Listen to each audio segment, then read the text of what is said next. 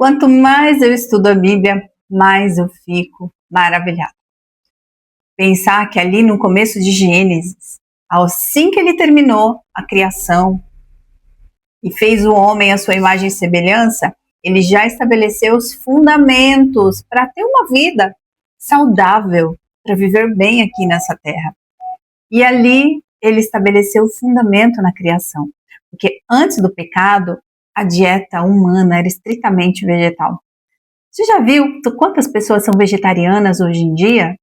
E pensar que logo antes do pecado, a humanidade só se alimentava dos vegetais e frutas, né, frutas secas. Imagina isso? Só que depois do pecado, depois do dilúvio, principalmente, Deus permitiu que que o ser humano pudesse consumir carne. E por que vocês acham que Deus fez essa mudança? Por conta do próprio pecado, que ele foi degradando o ser humano. Ele foi fazendo com que o ser humano a cada dia mais adoecesse e deixasse de viver tanto tempo. Então ali o Senhor permitiu, porque hoje, com os estudos que a gente tem da área de saúde, com os estudos científicos de alimentação, a gente sabe o porquê. O quanto que a alimentação proteica favorece o nosso bem-estar e a nossa saúde, não é mesmo? Então, assim, Deus, ele sabia e ele sabe o que nos faz bem e o que nos faz mal. E logo ali ele estabeleceu toda essa mudança. Então a gente vai ver em Gênesis 1:29, o Senhor explicando que toda árvore que dá semente, os vegetais, tudo isso seria de alimentação para o ser humano. Aí depois do dilúvio, ele deixa também específico ali em Gênesis 9, tudo quanto que se move, que é vivente, que será para mantimento do homem. Ali, no caso, ali já é Noé e sua família. Então ali o Senhor falou assim, mas que não era de qualquer maneira que a pessoa ia comer a carne. Tinha um jeito certo de consumir a carne, não com seu sangue, nem com a sua alma, mas o Senhor deixou ali já permissão para que o ser humano pudesse comer carne a partir dali. E ali a gente vê um cuidado de Deus, uma proteção divina em tempos de pestes. Tanto que as nações pagãs morriam por pragas e doenças relacionadas à contaminação, falta de higiene, idolatria, glutonaria. Israel era protegido por leis que envolviam uma alimentação limpa, né, uma dieta sem sangue, sem carne podre, pelo respeito às leis de pureza e do jejum, que é a consagração, pela lavagem de mãos, de utensílios, pelo isolamento de doentes, que é a prática de quarentena sanitária. Fazer um parênteses aqui para vocês, na peste, quando houve a peste negra, houve um médico que ele foi fazer uma pesquisa.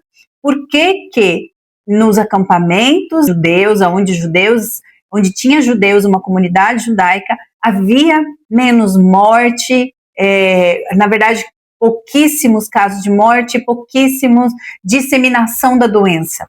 Eles foram ver que era por conta das práticas sanitárias que eles seguiam. Aonde que eles aprenderam essas práticas? Em Levítico, no livro de Levítico, Deus, o próprio Deus, Criador, ele deixou ali uma quantidade de regras, uma lista de regras, de práticas, né, de sanitárias, práticas de higiene, que era para o povo seguir.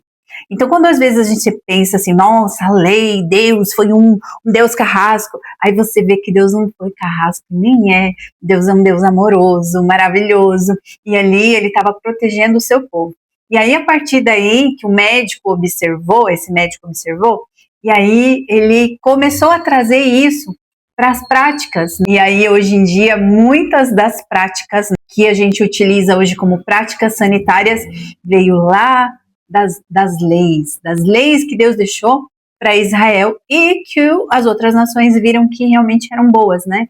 Que tinham um significado. Mas olha como Deus é maravilhoso, como Deus é extremamente zeloso e cuidadoso. Enquanto que as outras nações rejeitavam o conhecimento de Deus, elas também estavam rejeitando a vida, a paz, a harmonia, a saúde. Mal elas sabiam que ainda tem a questão espiritual. Também as leis envolviam regras sobre não tocar em cadáveres, animais mortos, né? Porque a gente sabe que existe uma contaminação, dependendo da pessoa, do que ela morre, ela pode ter um vírus, uma bactéria ali, aquilo pode passar para nós. Então Deus ensinou o povo a ver aquilo como impuro. Não toque, é impuro.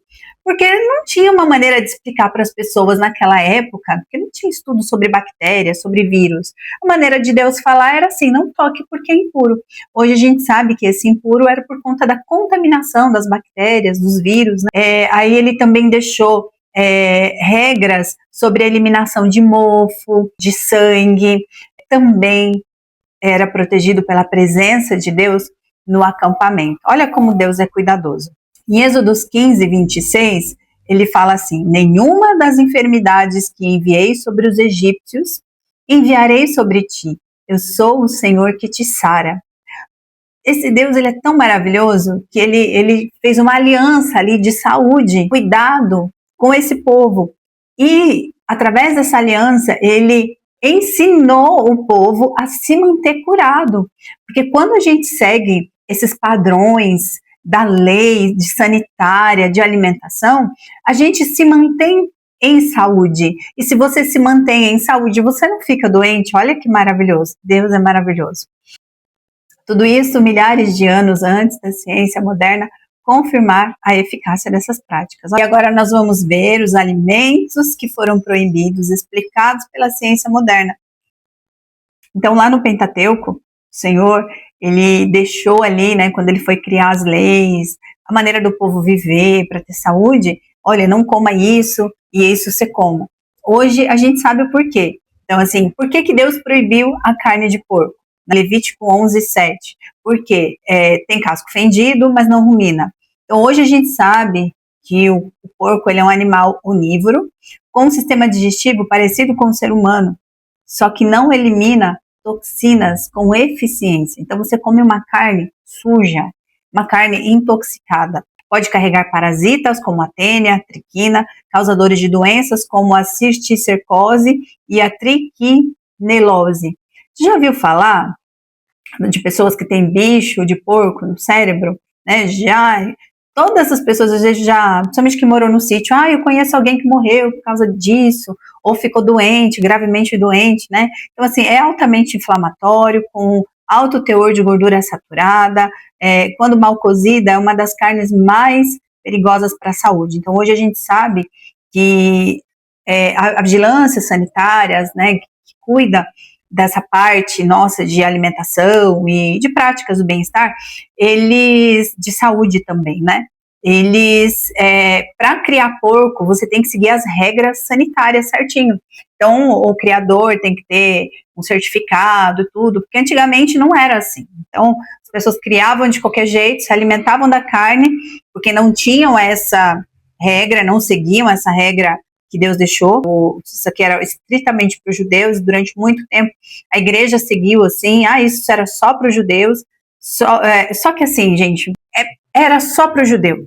Mas se a gente corre o risco de você comer uma carne que pode estar contaminada e a palavra de Deus fala para você não comer, para que correr o risco, né? Às vezes a gente tenta Deus. Então, assim, se eu sei que é criado de maneira saudável, eu vou comer.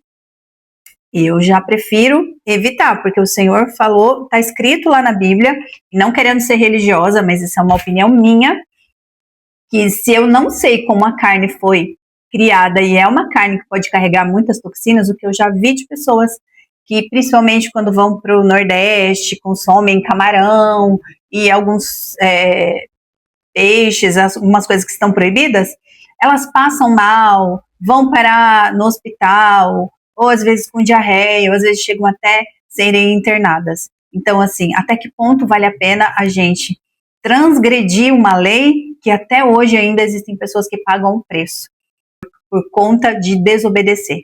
Bom, cada um é cada um. Eu estou passando somente aquilo que a palavra de Deus nos ensina e te explicando o porquê, né? Animais aquáticos sem barbatanas e escamas, proibidos em Levítico 11, 10 e 12. Os camarões, as ostras, os moluscos, os caranguejos. A ciência moderna, ela fala que são considerados lixeiros do mar, pois se alimentam de detritos, resíduos, inclusive toxinas e metais pesados, como mercúrio e chumbo, altamente alergênicos para muitas pessoas. Alguns acumulam bactérias perigosas em águas contaminadas, são difíceis de digerir e podem sobrecarregar o fígado. Então aqui a gente tem uma explicação que a ciência moderna hoje fala, e Deus lá no Velho Testamento explicou, não comam. Hoje a ciência moderna traz essa explicação. Então, sabendo disso, cabe a você escolher se você quer correr o risco ou se você prefere obedecer a palavra de Deus. Aves de rapina e carnívoras, proibidas em Levíticos 11, 13 e 20. Exemplo, a águia, o corvo, a coruja e o falcão. A ciência moderna diz que são carnívoras e necrófagas, ou seja, elas comem carne morta, carniça. Elas acumulam toxinas no organismo, risco de contaminação microbiológica e metais pesados. Potencialmente carregam doenças zoonóticas. Então, a gente tem que tomar muito cuidado. Muitas pessoas realmente falam, eu não como isso porque é uma árvore carniceira. Então, a gente tem que tomar cuidado. Só que, olha só que interessante, a gente não come as aves, que são carniceiras, mas o do mar, o camarão, que é carniceiro também, muita gente come. Eu não.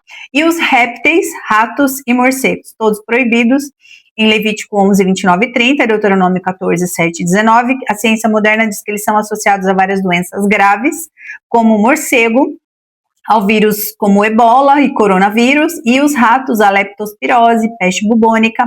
Muitos são vetores de doenças impróprios para o consumo humano. Então, olha como é sério.